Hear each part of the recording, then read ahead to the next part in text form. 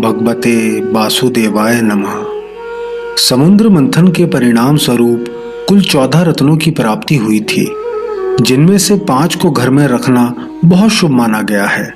आइए जानते हैं कि समुद्र मंथन से निकले इन 5 रत्नों को घर में रखना क्यों मंगलकारी होता है। समुद्र मंथन के बारे में अधिकांश लोग जानते हैं, लेकिन समुद्र मंथन की असल वजह क्या थी, इसके बारे में बहुत कम लोगों को जानकारी है।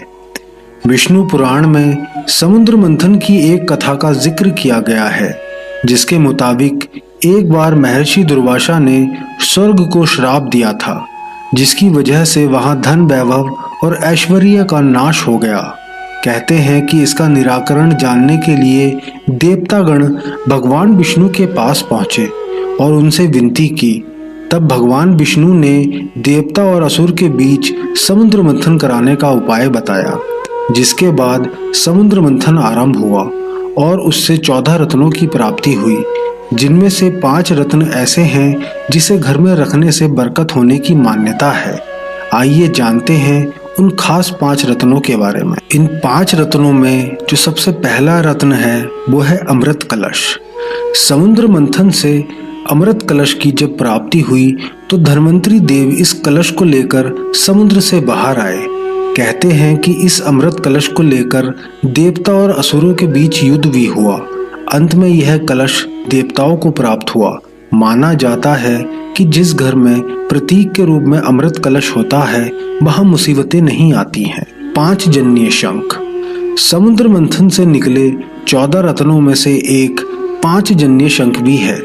मान्यता है कि इस शंख को भगवान विष्णु ने अपने पास रख लिया।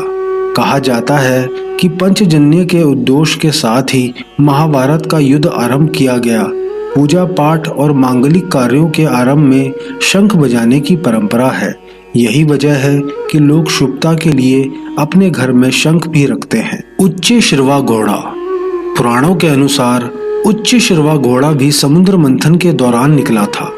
आकाश में उड़ान भरने वाला यह घोड़ा असुरों के राजा बलि को प्राप्त हुआ।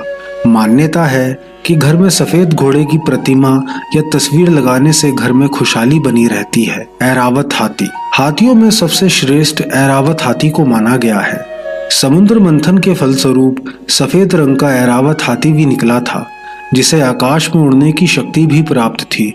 यही हाथी इंद्रदेव वाहन नियुक्त हुआ। यही वजह है कि वास्तुशास्त्र के जानकार घर में क्रिस्टल या सफेद पत्थर के हाथी को घर में रखने की सलाह देते हैं। पारिजात पुष्प। वास्तुशास्त्र में पारिजात के वृक्ष को शुभता का प्रतीक माना गया है। कहा जाता है कि इसकी उत्पत्ति भी समुद्र मंथन के दौरान ही हुई थी। घर के मंदिर में भगवान के समक्ष पारिजात के फूल चढ़ाना अत्यंत शुभ और मंगलकारी माना गया है। माना जाता है कि घर में बिखरी पारिजात पुष्प की खुशबू उन्नति और संपन्नता के द्वार खोलती है।